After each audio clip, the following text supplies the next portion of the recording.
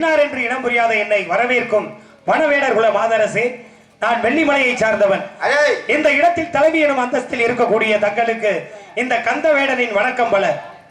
வேட்டை மார்க்கமாக வந்த என் கண்ணில் பட்டது மான்கள் கூட்டம். மான்களை கண்டதும் திகைத்து நின்றேன் ஒரு கணம். காரணம், ஒவ்வொரு மானும் ஒவ்வொரு விதமான அழகு. மான்கள் என்னை கண்டதும் அகன்று விட்டது. ஆனால் ஒரே ஒரு மான் மட்டும் என்னை பார்த்த வண்ணம் நின்று கொண்டிருந்தது.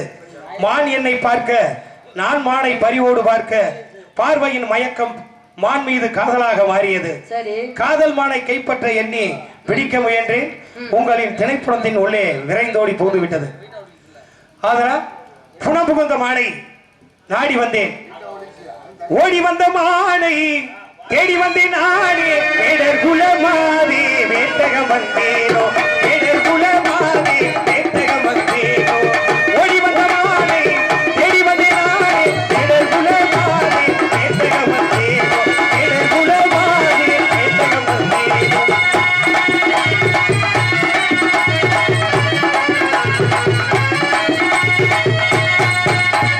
அழகு சிறந்த மானை நாடு வேட்டைகள் கண்டேனே. அழுவியதனை பிடிக்கவில்லை தவிர கண்டேனே. ஓடி வந்த மானை தேடி வந்தேன் நானே. வேடர் குலமாதே வேட்டகம் வந்தேனோ, வேடர் குலமாதே வேட்டகம் வந்தேனோ.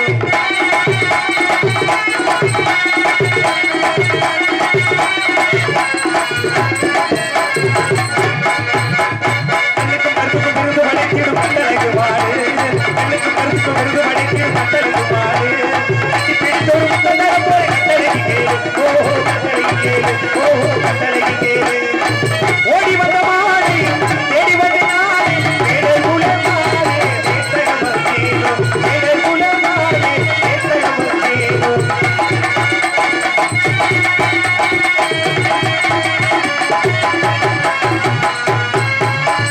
அந்தரம் தண்ணீர் சுந்தரம் நிறைந்த அந்தரங்கமாடு.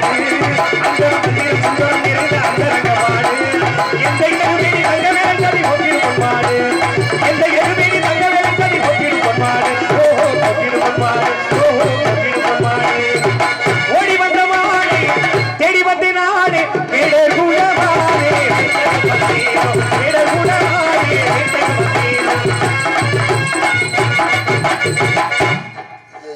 புனபுகுந்த புதிர்மானை நாடி வந்தேன். தகுதியான தரணி போற்றுமான் தங்கவேலன் தயவு பெற்றமான் உங்கள் திரைப்படத்தின் உள்ளே பூந்து விட்டது. தகப்பன் சுண்ணாம்பாக இருந்தாலும் கேட்டுத்தான் எடுக்க வேண்டும். ஆகையினாலே இந்த இடத்தில் தலைவியினும் அந்தஸ்தில் இருக்கக்கூடிய தங்களிடம் என் மானை கேட்டு உங்களின் அனுமதி கேட்டு நிற்கிறேன். உங்க பேர் என்ன சொன்னீங்க? கந்தவேலன். தந்தை பெயர்? சடையன். தாயார் பெயர்? சடச்சி. அப்படியா? எங்க இருந்து வரீங்க? வெள்ளிமலையிலே. மானை எங்க பாத்தீங்க? வேள்விமலை சாரலிலே. மானையே வேள்விமலை சாலை பாத்தீங்களா? இருக்கட்டும், மானிங்க வந்துச்சா? மான நான் தான் விரட்டிட்டு வந்தேன். அப்படியா? கையில என்ன வச்சிருக்கீங்க? சிலி முகம். அது எதுக்கு பயன்படுது? எந்த ஒரு ஜீவனையும் இதை காட்டினால் தன் வசப்படுத்த முடியும். இருக்கட்டும், அதை வச்சு ஏன் மானை பிடிக்கல? அதாவது தானா பழுக்காத கனியை தடி ஊட்டி அடிச்சா கந்தி போய்விடும். இந்த மாயைங்கிறது கொஞ்ச நேரத்துக்கு தான் இருக்கேன், அப்புறம் தண்ணியில அறியும். அதனால எந்த ஒரு மானையுமே கஷ்டப்பட்டு தான் பிடிக்கணும். அப்பதான் அதுல ஒரு சுவாரஸ்யம் இருக்கு. நோகாம எதுவும் கிடைச்சிட்டா அது அதனுடைய அருமை தெரியாது. அதனால கஷ்டப்பட்டு பிடிச்சோம்னா அதை உள்ளங்கையில வச்சு தாங்கலாம். அதுக்கு தான் கஷ்டப்பட்டு பிடிக்கணும்னு நினைச்சு வந்திருக்கேன். கஷ்டப்பட்டு பிடிக்கணும், கையில பிடிக்க போறீங்க. கையில பார்க்க புத்திசாலி மாதிரி இருக்கீங்க. மானை எப்படி கையில பிடிக்க முடியும்? யார் பிடிச்சிருக்கா மானை? மனதை விட வேகமானது மான் இல்லையா? மானை எப்படி கையில பிடிக்க முடியும்? சாத்தியமான பேச்சு அதெல்லாம். அதாவது முயற்சித்தால் முடியாதது எதுவும் கிடையாது. முயலும் வெல்லும் ஆமையும் வெல்லும், முயலாமதே வெல்லாது. அதனால மானை சிவபெருமான் கையில பிடிச்சிருக்காரு, அவரு கடவுள். சரி. மானிட பிறவி, சாதாரண மானிட பிறவி மானை கையில பிடிக்க முடியுமா? முடியாது இல்லையா? அப்பா அம்மா பேச்செல்லாம் கேப்பீங்களா? கேப்பனே. கேப்பீங்க. சொல்லிட்டு தான் வந்தீங்களா? சொல்லிட்டு தான் வந்தேன். தாய் பேச்ச கேட்காம ஒருத்தன் இறந்து போனானே, அவன் யாரு அப்படின்னா, மகாபாரதத்தில் குருஷேத்திர போர்ல துரியோதனன் ஆகப்பட்டவன் இறந்தான். எப்படி இறந்தான்? பானையை உடைச்சு தொடை பகுதியில இறந்து போனான். ஏன் தொடை பகுதியில மட்டும் பானையை வச்சு உடைச்சான்? துரியோதனன் எங்க அடிச்சாலும் கொல்ல முடியாது, ஆனா தொடை பகுதியில அடிச்சுதான் அவனை கொண்டாங்க. ஏன் தொடை பகுதியில அடிச்சு கொண்டாங்க? என்ன காரணம் அப்படின்னா, கௌரவர்கள் 100 பேரு, அந்த 99 பேரையே குருஷேத்திர போர்ல கிருஷ்ண பரமாத்மா கொண்டான். அப்ப கடைசியா யாரே இருக்கா? துரியோதனன் ஆகப்பட்டவன் இருக்கான். அப்ப துரியோதனன் ஆகப்பட்டவனை அந்த ஒரு பிள்ளையாச்சு காப்பாத்தணும் அப்படின்ட்டு காந்தாரி ஆகப்பட்டவள் என்ன பண்றா அப்படின்னா காப்பாத்தணும்னு நினைக்கிறா. அவனை கொல்லணும்னு நினைக்கிறது யாரு? கடவுள் கிருஷ்ண பரமாத்மா. அப்ப கடவுளே நினைச்சாலும் நம்ம தாய் நினைக்கணும் என் பிள்ளை உயிர் போகணும்ட்டு இல்லையா? அப்ப காந்தாரி ஆகப்பட்டவள் கூப்பிடுறா துரியோதனை. கூப்பிட்டு சொல்றா, அப்பா நாளைக்கு போருக்கு போற, அம்மாவுக்கு ஒரு உதவி செய்வியாப்பா அப்படின்னு சொல்லி கேக்குறா. சொல்லுமா என்ன உதவிமா அப்படின்னு. நீ போய் குளத்துல குளிச்சுட்டு எப்படி பிறந்தாயோ அப்படியே என் முன் பிறந்த மேனியோட வந்து நில்லுப்பா அப்படின்னு சொல்லி சொல்றா துரியோதனனை. அப்ப அப்படியா சரிம்மா அப்படின்னு சொல்லிட்டு அவனும் குளிச்சுட்டு வர்றதுக்காக போறான். அப்ப குளிச்சுட்டு வர போகும்போது இடை மறிக்கிறான் கிருஷ்ணன். ஏன்னா திசை திருப்பணும்ல. அவ தாய் வந்து பாத்துட்டா அப்படின்னா அவனோட உயிர் தப்பிச்சிருவல. அதனால என்ன பண்றான் அப்படின்னா இடை மறிக்கிறான். இடை மறிச்சு எங்கடா போற அப்படின்னு சொல்லி கேக்குறான். அம்மா கூப்பிட்டுச்சு அப்படின்னா. அம்மா கூப்பிட்டுச்சா? அம்மா கூப்பிட்டுச்சுன்ற இப்படி போற பிறந்த மேனியோட அப்படின்னு. அம்மா அப்படிதான் பார்க்க சொல்லிச்சு அப்படின்னு. ஏய் அம்மாவா இருந்தாலும் ஒரு பெண் இல்லையா? எதை மறைக்கணுமோ அதை மறைச்சிட்டு போடா அப்படின்னு சொல்லி சொல்றான். யாரு? கிருஷ்ணன் துரியோதனன் கிட்ட சொல்றான். அப்படியா சரின்னு சொல்லிட்டு ஒரு வாழை இலைய கட்டிட்டு போறான் துரியோதனன். அவன் அம்மா முன்னாடி போய் நிக்கிறான். காந்தாரிக்கு என்ன ஒரு சிறப்பு என்ன ஒண்ணு அப்படின்னா, என்னைக்கு அவன் கணவனுக்கு கண்ணு இல்லைன்னு தெரிஞ்சிச்சோ அன்னைக்கே அந்த பெண் கண்ணை கட்டிட்டா. அப்ப அத்தனை சக்திகளை அத்தனை வருடமா அந்த கண்ணுல சேமிச்சு வச்சிருக்கா. அப்ப வந்துட்டியாப்பா அப்படின்னு சொல்லி கேக்குறா. வந்துட்டேம்மா, பிறந்த மேனியோட தானே இருக்கேன் அப்படின்னா. ஆமாம்மா பிறந்த மேனியோட தான் இருக்கேன் அப்படின்னு சொல்லி சொல்றான். அப்ப அந்த கண்ணோட கட்டை அத்தனை வருஷமா கட்டி வச்சிருந்தா என் 90 பிள்ளைங்களையுமே என் 99 பிள்ளைங்களையுமே நான் பார்த்தது இல்ல, ஒன்னதான் கண்ணா நான் பார்க்க போறேன் அப்படின்னு சொல்லி அந்த கண்ணில் கட்டி இருந்தா அந்த கட்டை அவுக்குறா. அவத்து மேல இருந்து கீழே வரையும் பாக்குறா. பார்த்தா அவனோட உடம்பாகப்பட்டது கர்ஜனை ஏறுது அந்த தாய் பார்த்தனால. அப்ப பார்த்துக்கிட்டே வரா. மேல இருந்து அந்த தொடை பகுதி மட்டும் மறைஞ்சிருக்கு. வாழை இலையால கட்டினா இல்லையா? ஏன் கண்ணா அம்மா கிட்ட மறைச்ச அப்படின்னு சொல்லி கேக்குறா. காந்தாரி ஆகப்பட்டவள் ஏன்டா என்கிட்ட மறைச்ச அப்படின்னு சொல்லி கேக்குறா. கிருஷ்ணன் தாமா சொன்னா மறைக்க சொல்லி அப்படின்னு. நான் எப்படி பிள்ளை இல்லாமல் சாகுறேனோ அதே மாதிரி கிருஷ்ணனும் பிள்ளை இல்லாமல் சாவான்னு சொல்லி அன்னைக்கு சாபமிட்டா கிருஷ்ணனுக்கு இல்லையா? அப்ப அந்த சாபத்தினால கிருஷ்ணன் பிள்ளை இல்லாம தான் செத்து போனா, இறந்து போனா குருஷேத்திர போர்ல. இருக்கட்டும், அது ஒரு பக்கம் இருக்க. என்ன அப்படின்னா எல்லா பகுதியும் அவ தாய் பார்த்தா. அவ பார்க்காத பகுதி எதுன்னா தொடை பகுதி தான். அந்த தொடையில அடிச்சுதான் துரியோதனை கொண்டாங்க. அப்ப அந்த தாயோட பார்வைப்படாதனால அந்த பகுதி அப்படி ஆச்சு. அவளோட ஆசீர்வாதம் படாதனால அந்த இடத்துல அப்படி அடிச்சு அவளை கொண்டாங்க இல்லையா? அப்ப தாய் கிட்ட ஒரு பிள்ளை எந்த விஷயத்த மறைக்குதோ அந்த பிள்ளை அந்த விஷயத்துல அசிங்கப்பட போகுதுன்னு அர்த்தம். தாய் கிட்ட எதையுமே மறைக்க முடியாது, மறைக்க கூடாது. பொறுமையில் சிறந்த பூமியும் உண்டு, பூமியை மிஞ்சும் தாய்மனம் உண்டு, கோயில் ஒன்று குடும்பத்தில் ஒன்று, கருணையும் தாயும் கடவுளும் ஒன்று சொல்றாங்க இல்லையா? நீங்க தாய் பேச்சை கேட்கிறவர் போல என் பேச்சையும் கேளுங்க. உங்க மாடு இங்க வரல, வேற வனத்துல சென்று போய் தேடுங்க. அதாவது எங்க அம்மா பேச்சை கேட்டுதான் நான் இங்க வந்திருக்கேன். சிற்றூர் மார்க்கமா போ, அங்க நம்ம மாமா மக ஒருத்தி இருக்கிறா, அவரை கூட்டு வந்துரு அப்படின்னு சொல்லியிருக்காங்க. அது கேட்டுட்டு தான் இங்க வந்திருக்கேன். சரியா? அதாவது அழகா பேசுறீங்க, அழகா பாடுறீங்க, அழகா ஆடுறீங்க. ஆனா மானு இல்லைன்னு அழகா பொய் சொன்னீங்கன்னு வச்சுக்கோங்க, அதை நான் ஏத்துக்க முடியாது. சரிங்களா? அதனால அழகா இருக்கிற பொண்ணுக்கு என்ன தேவை? பொய் சொல்லக்கூடாது, அடுத்தவங்க பொருளை அமுக்க நினைக்க கூடாது. ஒழுங்கா ஒழுங்கா நான் பேசிட்டு இருக்கேன். என்ன பேச்சுது? அமுக்க நினைக்க கூடாது, இது பண்ண என்ன பேச்சுது? ஒழுங்கா பேசிக்கணும். மூடி மறைக்க முடியுமா? இனி முடியுமா? என் எண்ணம் காணும் கனவு என்ன தெரியுமா? தெரியுமா? எந்த மானை மூடி மறைக்க முடியுமா? இனி முடியுமா? என் எண்ணம் காணும் கனவு என்ன தெரியுமா? தெரியுமா? கண்ணுக்குள்ளே புகுந்து கதைகள் சொன்ன மாடு, எண்ணத்திலே நிறந்து அதில் இடம் பிடித்த மாடு, எந்த நன்மை தந்தை சம்மதித்த மாடு, எந்த நன்மை தந்தை சம்மதித்த மாடு, அன்பின் தன்மையை அறிந்து கொண்ட மாடு.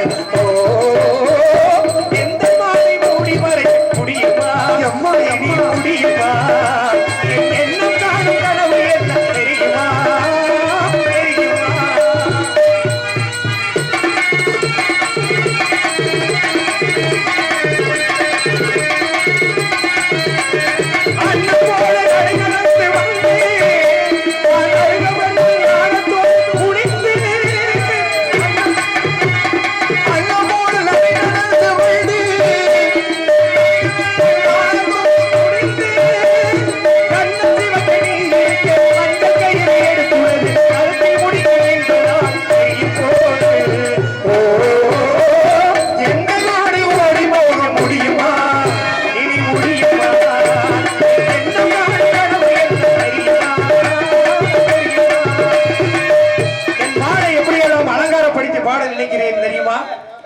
மணமாலை சூட்டி பல பேர் போட்டு விளையாடும்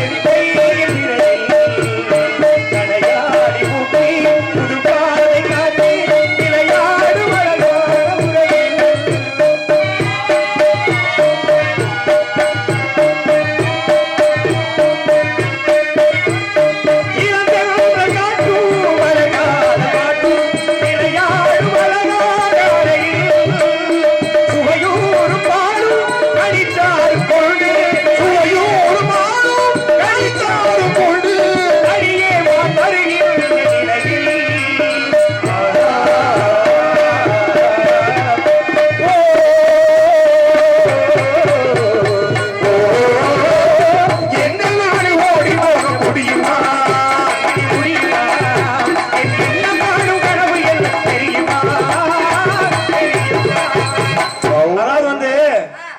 போற போக்குல மானை புடிச்சு என் தோல்ல போட்டு 4 முத்தம் நச்சு நச்சுன்னு கொடுத்து தூக்கிட்டு போக முடியும். ஆனா இந்த இடத்துல தலைவியா இருக்கிறீங்க நீங்க. இப்ப நான் புடிச்சிட்டு போனேன்னா உங்களுக்கு அவமானம், இந்த இனத்துக்கே அவமானம். அதனாலதான் பொறுமையா தலைவிங்கிற அந்தஸ்துல இருக்கக்கூடிய பொறுமையை கேட்டுக்கிறீங்க. அதுக்காக தான் பொறுமையா பேசுறேன். நம்மளோட இனத்தவர் அப்படின்னு சொல்லி ஜாதி அபிமானம் என்பது சன்னியாசிக்கு உண்டு இல்லையா? அதனாலதான் இவ்வளவு பொறுமையா அழகா வரவேற்பு கொடுத்து புரிய வச்சிருக்கேன். அது வந்து நீங்க கேட்க மாட்டீங்க போல. ஜாதி சடம் கூட்டத்துல இப்படி பார்க்கல, ஆதி முதல் அந்த வர கதையை கேட்கல. ஜாதி சடம் கூட்டத்துல இப்படி பார்க்கல, ஆதி முதல் அந்த வர கதையை கேட்கல. உங்க மாட்டுத்தனம் படிக்காதீங்க, சும்மா வட்டு வந்து காதீங்க. உங்க மாட்டுத்தனம் படிக்காதீங்க.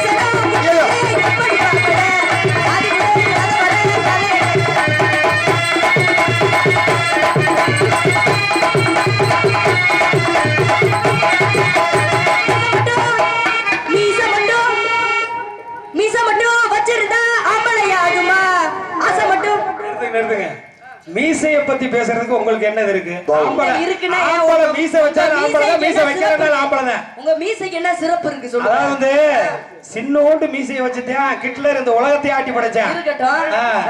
மீசை ஹிட்லருக்கு எத்தனை தண்ணி மீசை? உலகத்தை ஆட்டி படைச்சான்.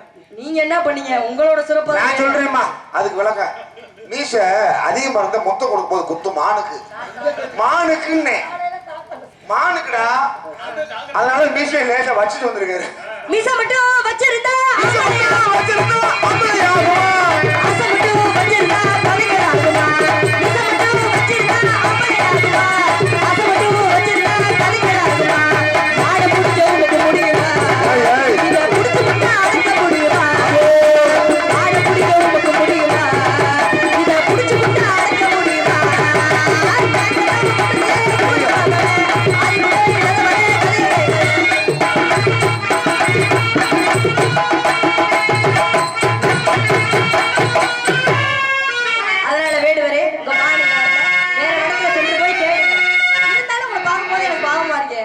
பாவமா பரிதாபமா நிக்கிறீங்க. சரி இருக்கட்டும். அதனால இவ்வளவு பாடுறீங்க பேசுறீங்க. அதனால இந்த இடத்துல தலைவின்ற முறையில் நான் என்ன முடிவு எடுத்திருக்கேன் தெரியுமா? ஒருவேளை உங்க மாடிங்க இருந்துச்சு அப்படின்னா புடிச்சு வைக்கிற வந்து புடிச்சிட்டு போங்க. அதனால மாடோட அங்க அடையாளத்தை சொல்லுங்க. சொல்றேன். காயாத கானகத்தே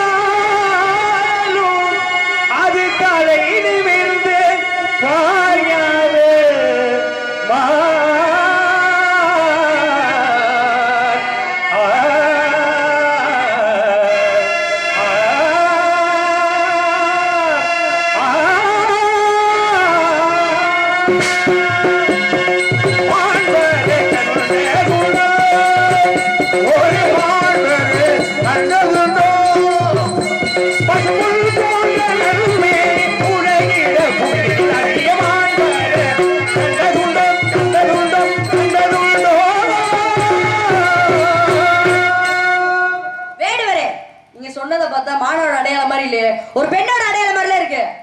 ஆம், காணக்குறவ கண்மணி எனவளர் காண குயிலின் நிகர்குரலுடையது அது உங்களை தான். என்னவா அண்ணா அண்ணா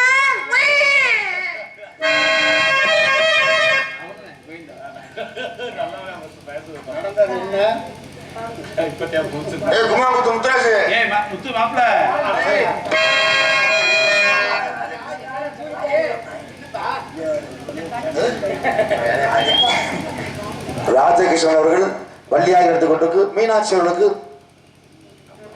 51 அம்பளிப்பாக எடுத்துக்கிறார்கள். நன்றி நன்றி, அன்பளிப்பு கொடுத்த அன்புள்ளத்திற்கு நன்றி. அண்ணே பைத்தியக்காரன் சூடு சொல்றாருக்கடா. யாரு வந்தாலும் பொய் சொல்லிட்டு வந்தா கொண்டு வந்து உள்ள விடுறதா? இப்படி ஒரு பொம்பளைய எங்கேயாவது பாத்துருக்கா? அவன் மாடு தேடியே வரலையானே. என்ன தேடிதான் வந்தாராம். காலகாலத்துல உன்னை அந்த ஆளுகிட்ட புடிச்சு கொடுத்தாக்க நான் கல்யாணம் பண்ண முடியும். என்னன்னு இப்படி பேசுற? இருக்கிறதே எனக்கு பெரிய இம்சையே இல்ல. எனக்கு தான்டா உன்னை வச்சு இம்சை. இவனெல்லாம் வேற காவலிக்கு என் கூட எங்க அப்பா அனுப்பி வச்சுட்டேன். இந்த பாரு, ஒரு கம்மப்ப சாமியை கும்பிடு. எந்த குறை இருந்தாலும் கந்த அதனால சாமி கும்பிடுவோமா? கும்பிடு கும்பிடு.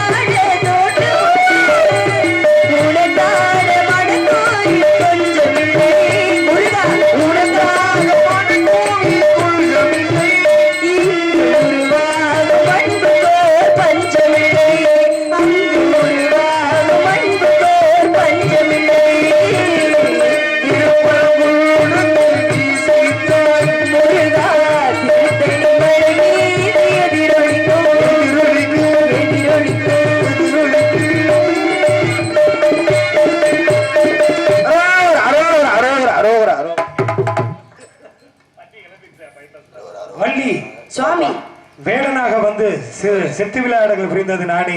அப்படியா? உனக்கு என்ன வர வேண்டும் கேள். சுவாமி, நமது திருமணத்திற்கு பிறகு உலக மக்கள் அனைவரும் தெய்வானை வள்ளி என்று உங்களை வழிபடாமல் வள்ளி தெய்வானை என்றே உங்களை வழிபட வேண்டும் சுவாமி. எனக்கே முதலிடம் வேண்டும். அப்படியா இருந்தா கல்யாணம். தாரத்தில் 2ஆம் தாரமாக இருந்தாலும் தரத்தில் முதல் தரமே உனக்கு. இன்று முதல் வள்ளி தெய்வ யானை சமேத சுப்பிரமணியர் என்று உலகெங்கிலும் அழைக்கட்டும்.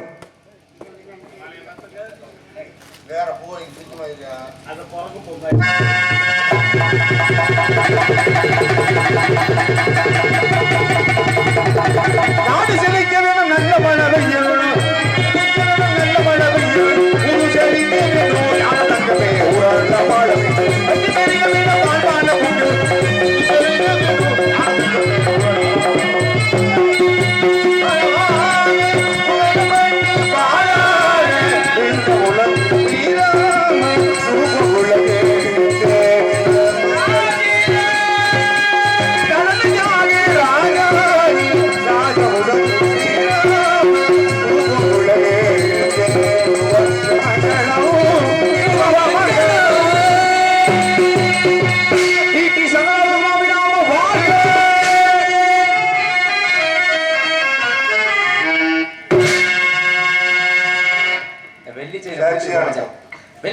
முடிச்சுப்போம் மச்சான்.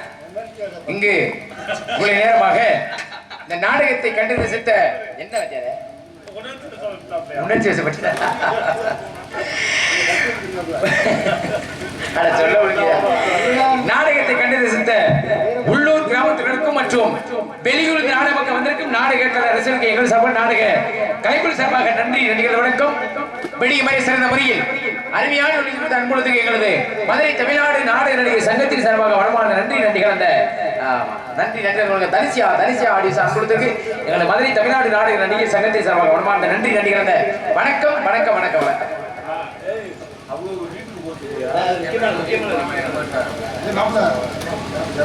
ஹலோ ஹலோ ஹலோ ஹலோ இதுவரையிலும் சிறந்த முறையில் நடந்து முடிந்த நாடகத்தை ஒத்துழைப்பு கொடுத்த சுற்றுவட்டார நாடக கலா ரசிக பெருமக்களுக்கும் கிராம பொதுமக்களுக்கும் இளைஞர்களுக்கும் கிராமத்தின் சார்பாகவும் இளைஞர்களின் சார்பாகவும் நெஞ்ச நுழைந்த நன்றியை தெரிவித்துக் கொள்கிறார்கள்.